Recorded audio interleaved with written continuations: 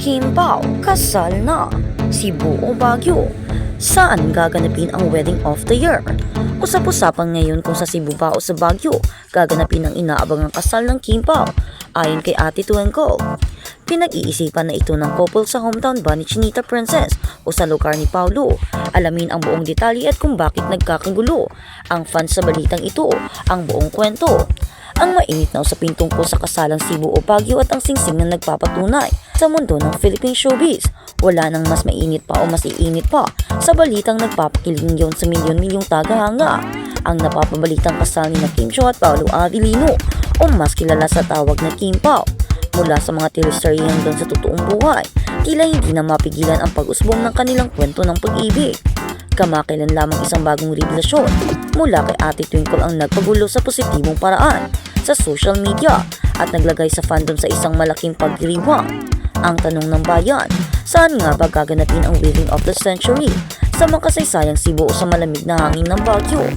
Ang trending topic na hindi mamatay-matay. Hindi maikakaila na ang Kim Pao ang isa sa mga pinakamalakas na love team sa kasalukuyan. Ang bawat galaw, bawat tinginan at bawat salita ay binibigyan ng kahulugan ng kanilang masugid na tagahanga. Ngunit ang balitang ito ay iba sa mga nakaraang chika.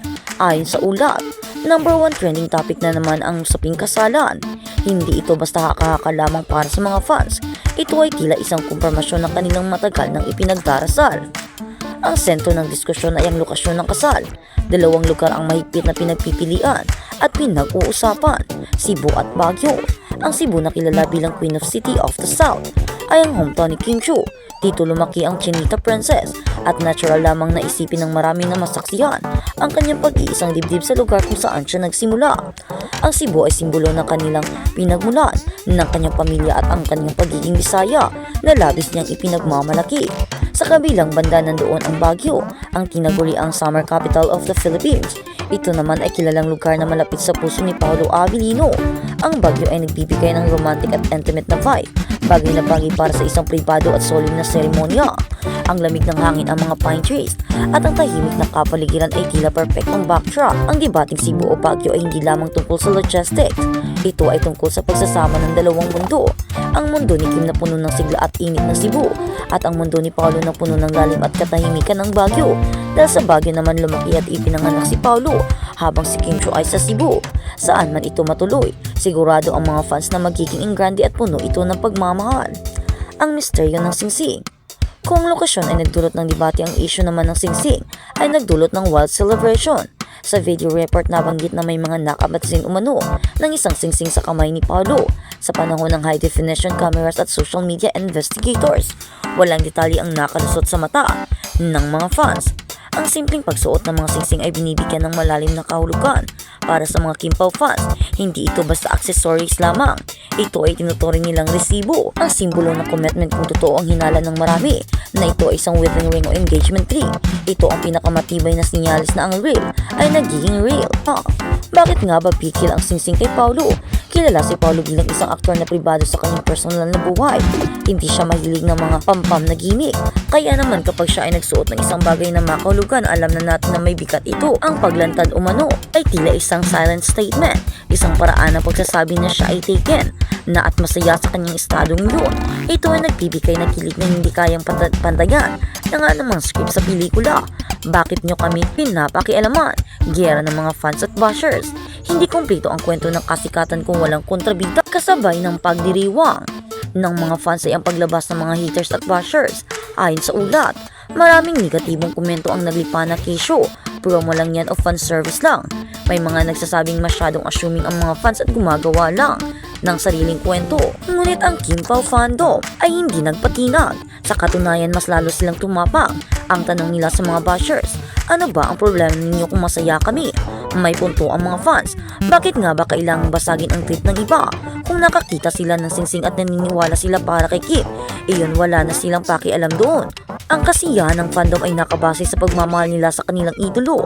Ang depensa nila ay simple lang. Hindi naman kami nakikialam sa inyo, kaya huwag niyo kaming pakialaman.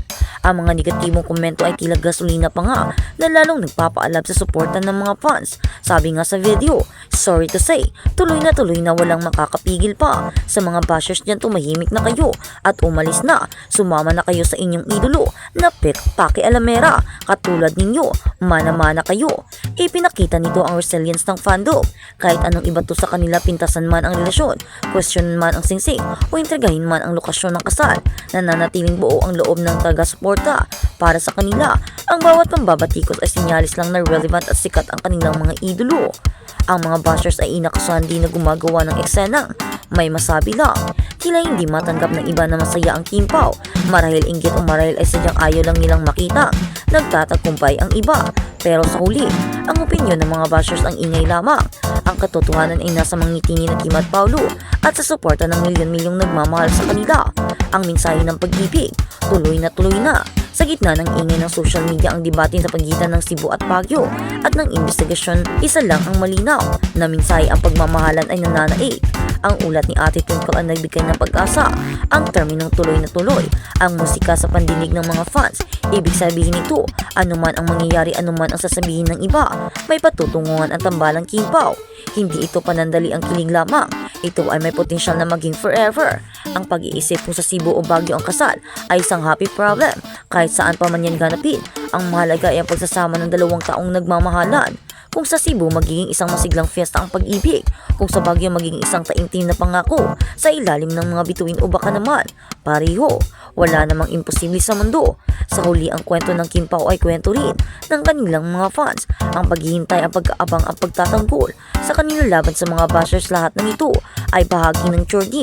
Ang singsing na nakita kay Paolo ay maaaring maliit na bagay para sa iba, pero para sa mga naniniwala, mula sa simula ito ay ang mga tropeyo ng kanilang pagtiyataga. Kaya sa mga bashers, magpahinga na kayo dahil mukhang ang Kim Pao train ay hindi hihinto. Papunta na ito sa altar, mapasibo man o sa Baguio. Walang sinuman ang makakapagpigil dito. Ang tanging magagawa na lang natin ay mag-abang sa susunod na kabanata ng kanilang happy ever after. Ang pagmamahala ni Kim at Paolo ay patunay na sa kabila ng intriga at kulo ng showbiz, may tuwang pa rin para sa mga totoong pag-ibig. At ang hakbang na naaaway ng iba, sila ay tahimik na nagpaplano, nagmamahalan at siguro namimili na ng venue. Kaya abangan natin. Kaya naman sa mga haters dyan, naku naman, abang-abang na lang kayo sa mga magaganap na kasalan. Di ba sinasabi niyong walang kasalang magaganap at fake lang ang samahan ni Kim Chiu at Paolo Avellino? Paano kung may kasalan ngang magaganap? Gusto niya bang pumunta? Dahil iimbitahan pa rin namin kayo para masaksihan ninyo ang pag-ibigan ng aming mga minamahal na idolo. Habang kayo mananatili sa inggit at mga negatibo, lalo na sa inyong mga idolong wala namang nakukuha at ngayon ay hindi na masyadong sikat. Kaya naman, kung ako sa inyo, lumipat na kayo